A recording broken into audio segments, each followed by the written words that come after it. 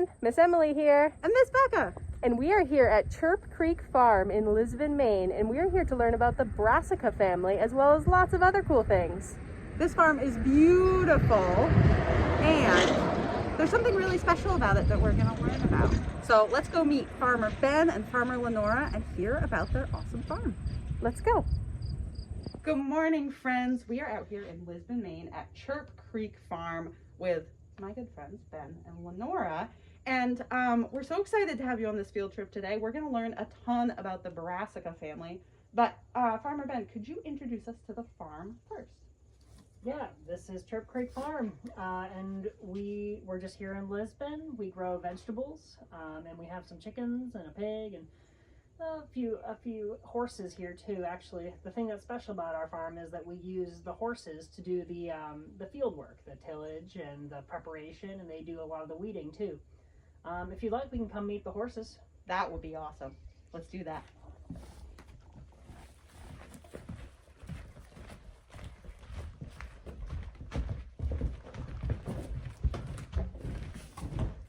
Oh my gosh, who is this? This is Mitch. Oh, hi, Mitch. You're enormous. So you're telling me that Mitch plows your fields? He does, yeah. We hook him up to a plow along with his buddy Eddie over here, and they pull it for us. They're very nice. How much does Mitch weigh? 1,700 pounds. 1,700 pounds. So is that like everyone in this class standing on a scale 12 times? Probably something like that, yeah. Maybe even more. Just about, yeah. Very cool. Is he pretty soft to pet? He's quite soft to Can you pet. pet him?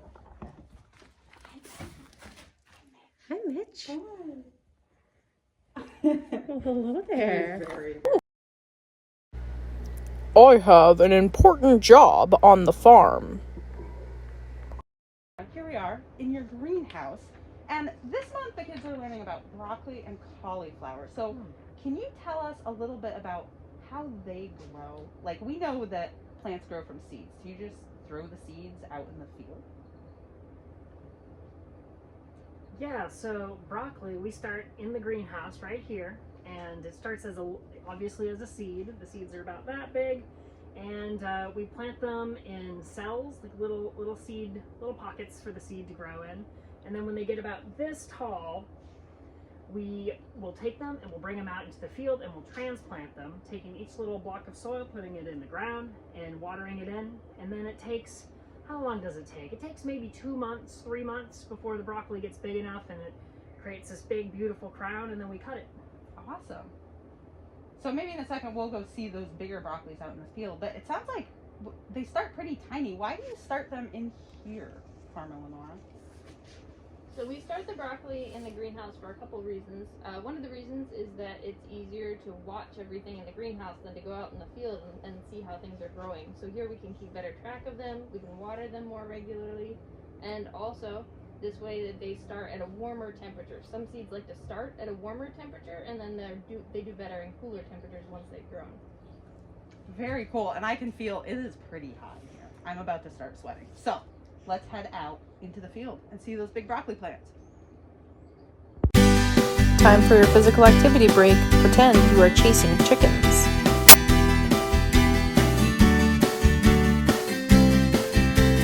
Now pretend you are pecking like a chicken.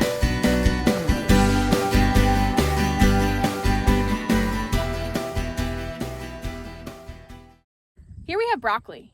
Broccoli is the flower of the plant, but as Farmer Ben told us, we can eat the stem and the leaves too, but a lot of us do enjoy this beautiful, beautiful flower on top. And Miss Becca has a really cool fact to share about broccoli too. Miss Emily, I was just thinking how cool it is that if we let that flower keep growing, it would open up and form these beautiful yellow flowers. And if a bee came along and pollinated those, I think we would even get broccoli seeds. Wow, that's a really interesting fact. Another plant that we couldn't find today at the farm, but that is very similar to broccoli, is cauliflower. And I wanted to show you something neat. So broccoli, the head of the broccoli here is exposed to the sun, so it helps the plant make chlorophyll to turn it green.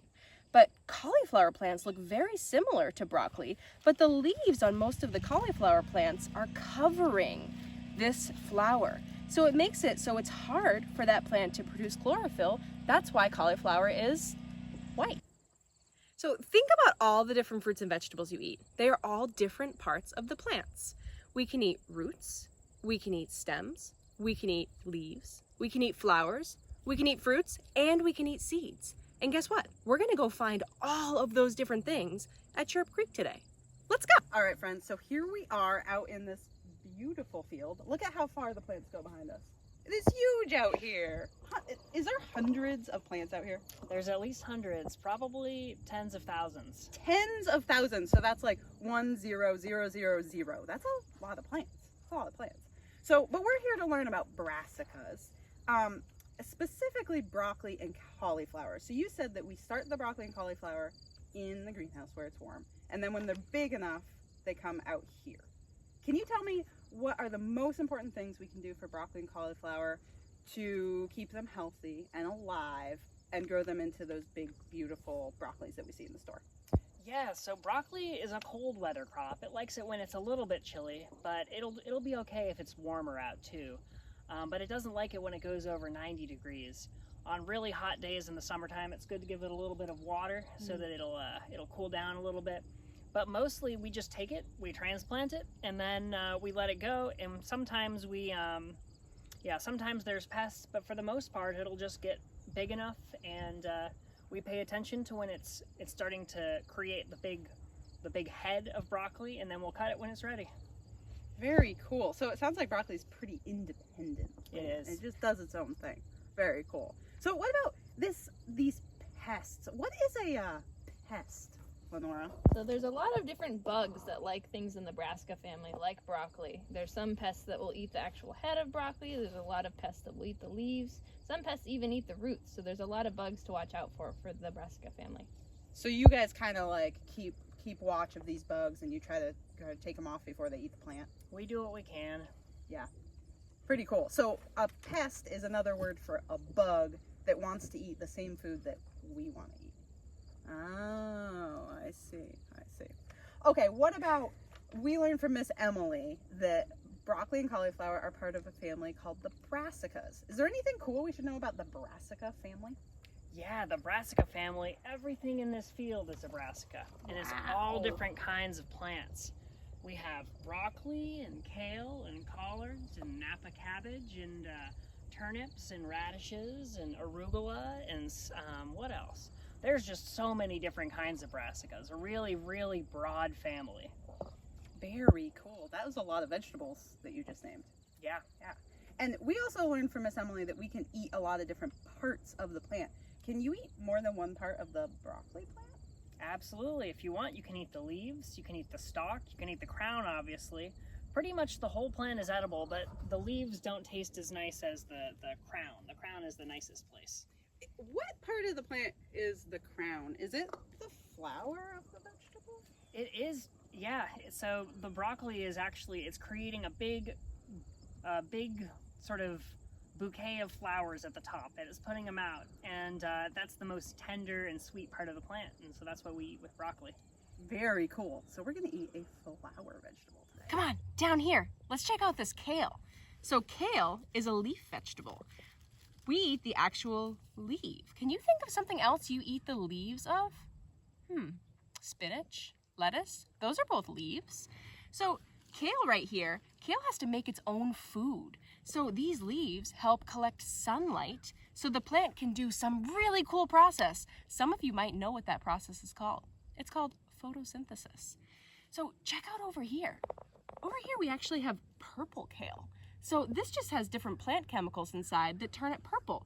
But you know what? You should eat all the colors of the rainbow. So try purple kale, try green kale. They're both so good.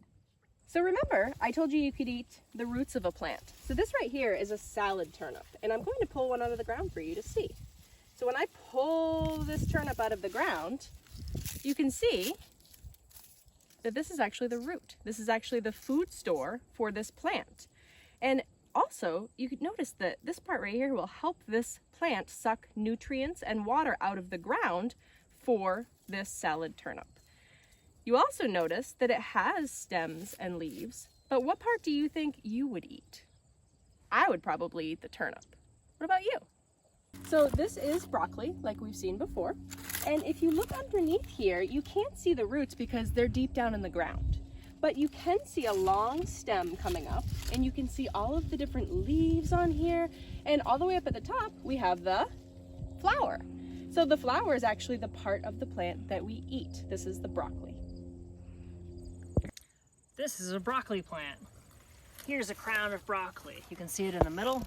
Looks just like it does in the store, except this one's a little bit smaller.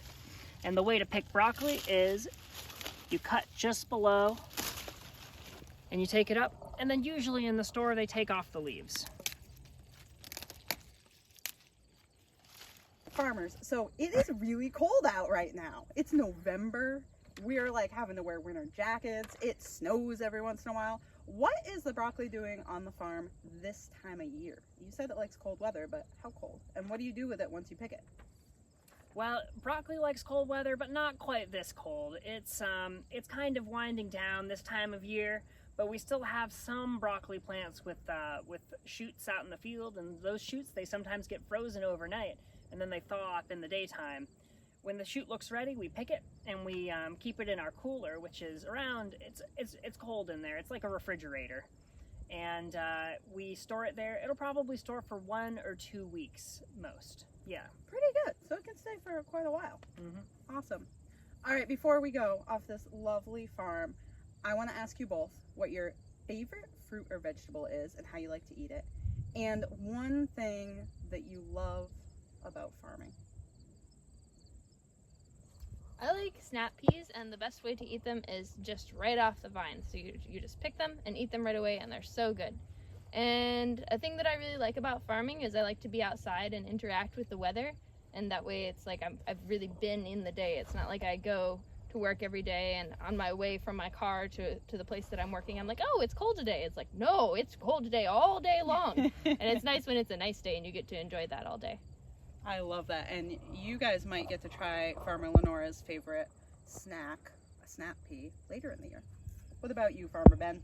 My favorite vegetable is a salad turnip, and it's just, it's a nice sweet and mild turnip. Corny Karen wanted to make sure she said goodbye to all of her friends on the farm.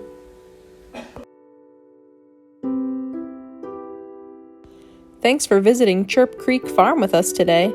We hope you had fun. Now let's go learn about why broccoli and cauliflower are good for our bodies.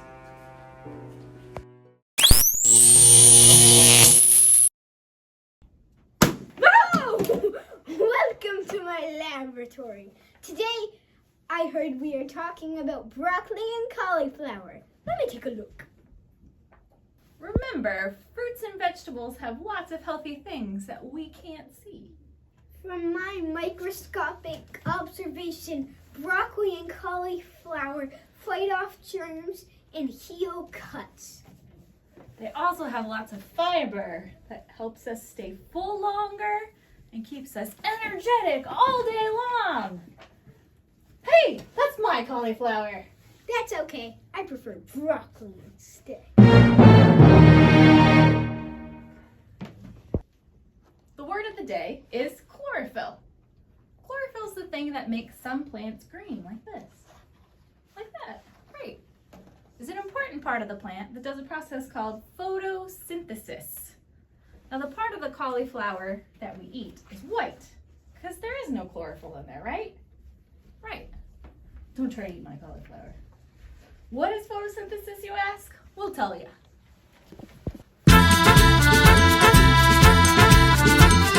Sunlight, water, and carbon dioxide, what we breathe out, helps a plant make its own food so it can grow. This is called photosynthesis, and it happens in the green leaves of plants. That's where the chlorophyll is. Broccoli and cauliflower leaves do photosynthesis, right? So they can grow, like all the other plants that we eat. See you next month.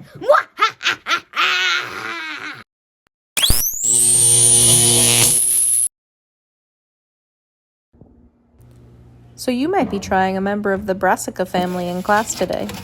If not, remember just to try something new at home. We're trying cauliflower roasted in the oven. I can't wait.